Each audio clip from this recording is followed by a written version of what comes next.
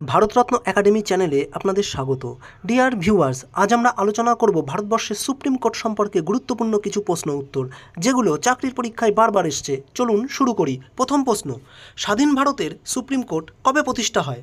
উত্তর, 28শে জানুয়ারি 1950 সালে। দ্বিতীয় প্রশ্ন, সুপ্রিম কোর্টের আগের নাম বা পূর্বসূরি আদালত কোনটি ছিল? উত্তর, ফেডারেল কোর্ট অফ ইন্ডিয়া। 3 নম্বর, স্বাধীন ভারতের প্রথম প্রধান বিচারপতি কে ছিলেন? উত্তর, হরিলাল জে কানিয়া। চতুর্থ প্রশ্ন, সুপ্রিম কোর্টের প্রথম মহিলা বিচারপতি কে ছিলেন? উত্তর, মীরা সাহেব ফতেমা বিবি। পঞ্চম প্রশ্ন, ভারতের সুপ্রিম কোর্ট কোথায় অবস্থিত? উত্তর, নতুন দিল্লি।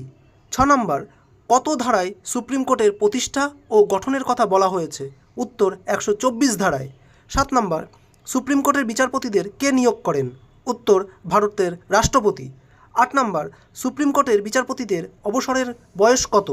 উত্তর, 65 বছর। যদি ভিডিওটি ভালো লাগে লাইক করবেন, কমেন্ট করবেন এবং শেয়ার করবেন। ধন্যবাদ।